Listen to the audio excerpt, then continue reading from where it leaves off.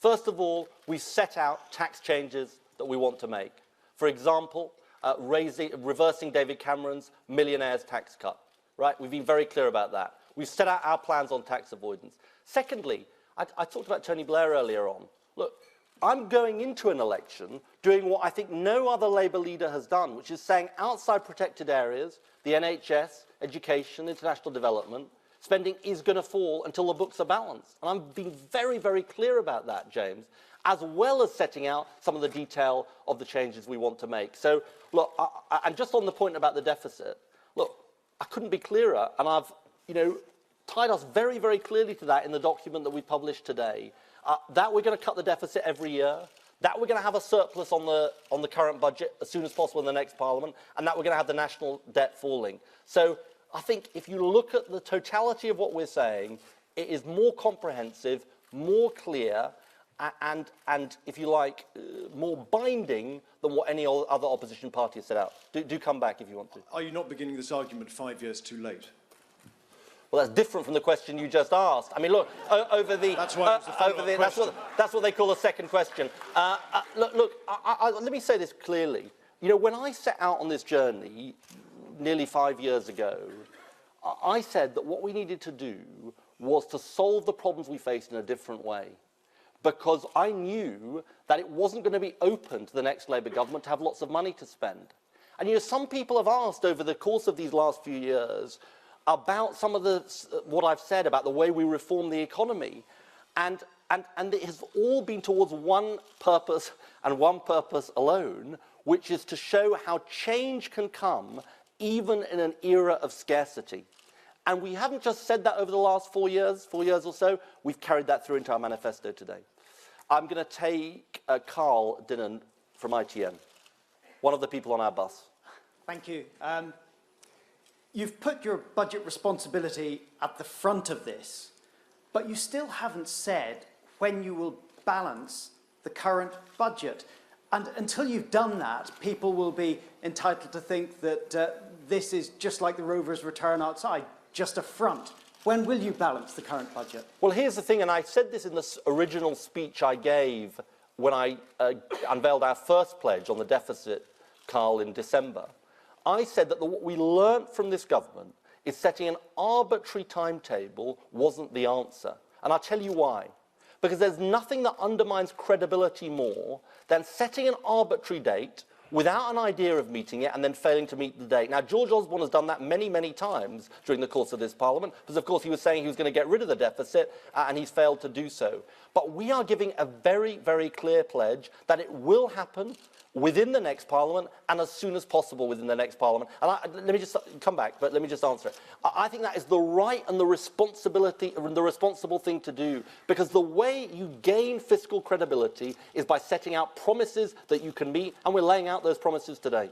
You say it's clear, but it's not clear if there's no date, because nobody can tell how much you're going to have to cut and how much you're going to have to tax. Well, it is, I tell you, it is clear, because it is within the lifetime of the next Parliament. Look, I'm standing for election for a 5-year Parliament in this manifesto, and I'm setting out in the manifesto, and that's what you'd expect people to do in a manifesto, and I'm setting out in the manifesto what we're actually going to achieve. And I'm tying myself pretty closely to it, as you can tell from it being at the front of the document and from everything I've said today. I just make one other point to you, and I'll bring other people in. Look, I do want to just focus on where the stakes are now in British politics, because I think something very interesting has happened over the last 3 days. The Conservative Party on Friday unveiled a promise on rail fares, which will cost £1.8 billion. The Conservative Party on Saturday unveiled a promise worth £8 billion. That's on top of a promise worth £10 billion for unfunded tax cuts. Now, by my calculation, that adds up to about 20 billion quid, right? Just that's three of their commitments. 20 billion pounds, and they have no idea where a penny of it is going to be coming from. Literally a penny of it where it's coming from. So look, tomorrow, and I'm sure you'll be asking these questions, well, you may not be because you'll be with us, but anyway, I'm sure other people will be asking these questions. The Conservative Party has got to account for why they are now the irresponsible party in British politics. And,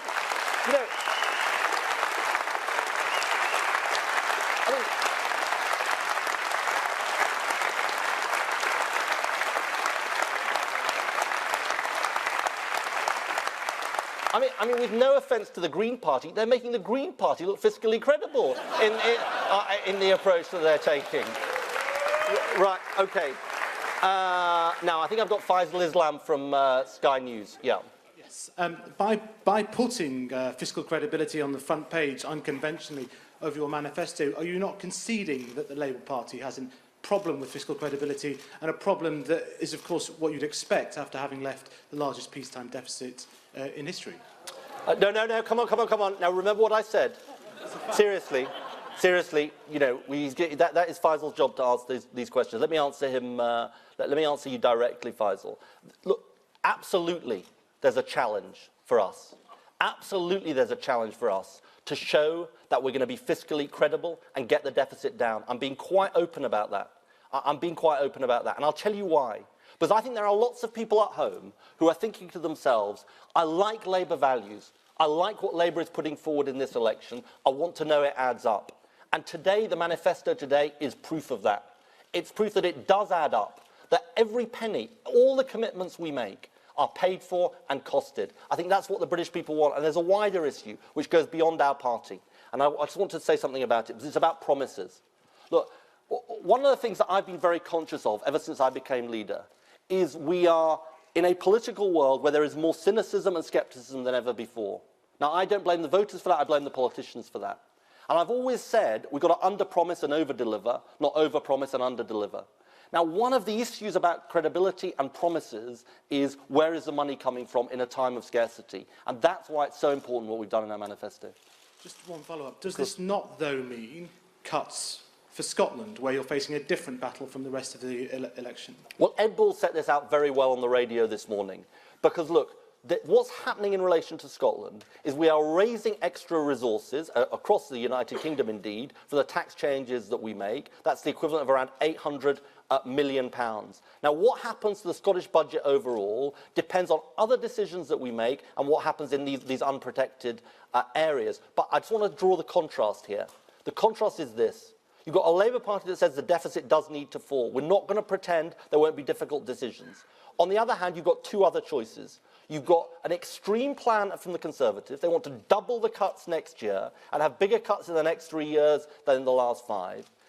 And you've also got something that is very important in relation to the SNP. Because what's been exposed about the SNP, and Jim did it last Wednesday in the debate, is they're planning £7.6 billion of cuts because of their fiscal autonomy plan. So ours is the plan for social justice. Ours is the better plan to put an end to Tory austerity in Scotland.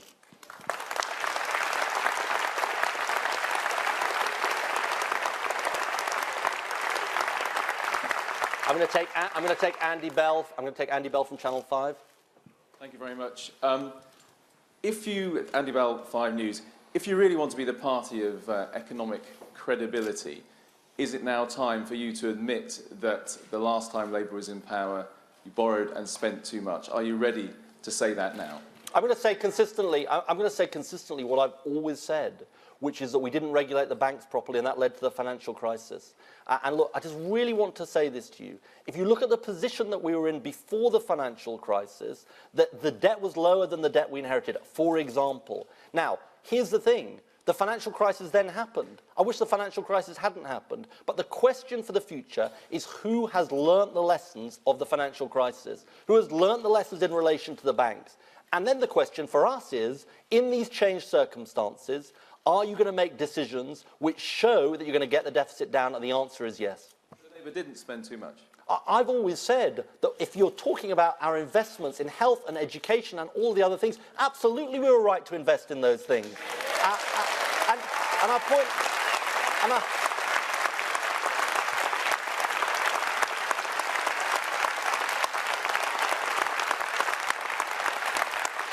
And look, I do point out to you that David Cameron was backing our spending plans until the financial crisis.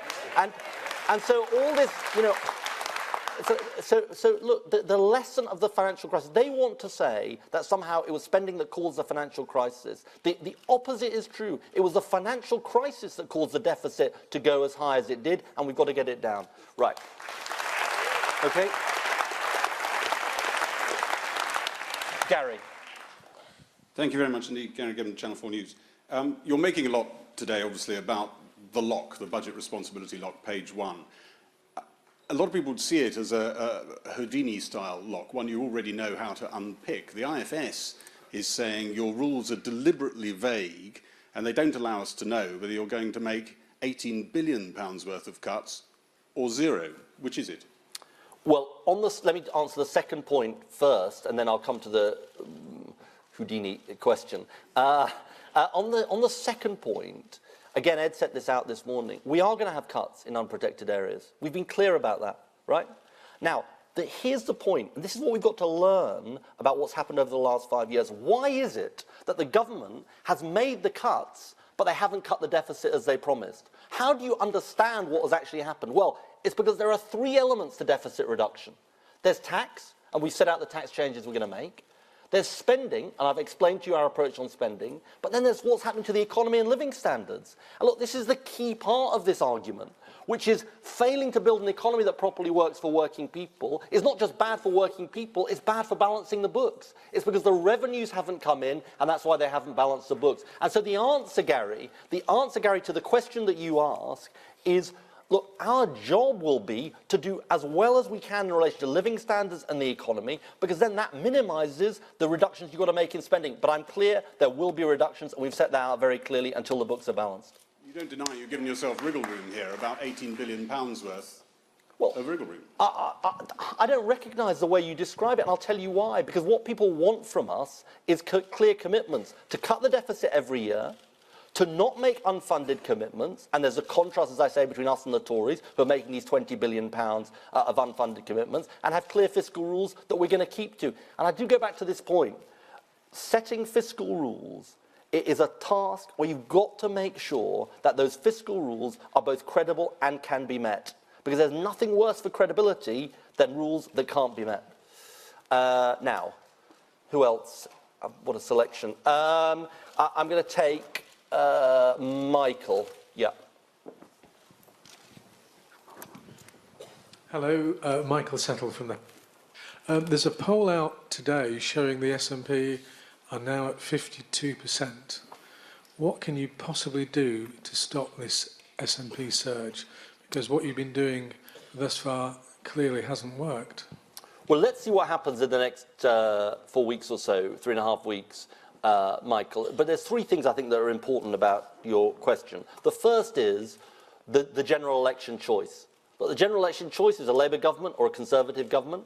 And I think it's very, very important that people in Scotland and elsewhere focus on that choice. Secondly, I'm proud of the offer that we're putting forward to the people in Scotland and indeed of the whole United Kingdom about how we build social justice, whether that's on the minimum wage or 0 hours contracts or a mansion tax for the health service, a whole range of issues. And thirdly, I think there's a really important argument now about actually what the SNP commitments are. Because, you know, look, Nicola Sturgeon wants to come along and say that she's not going to make any cuts at all. And then it turns out she's got a fiscal autonomy plan, which she has doubled down on, which she is now supporting and repeating her support for, which involves precisely that. 7.6 billion of cuts in the IFS, and people right across, you know, authoritative figures from everywhere have confirmed that that's the case. But, you know, let's see what happens on May the 7th in relation to Scotland, because, you know, I believe that there are many, many people still making up their minds. Right, I'm going to take Sam. Thanks. Sam Lister, Press Association. Who's also on our bus, by the way. The IFS has said your plans may have a malign influence on the economy, and obviously you're not keen to set out the date for wiping out the deficit or any details on tax and spending. How are you going to convince voters at home that you are fiscally credible?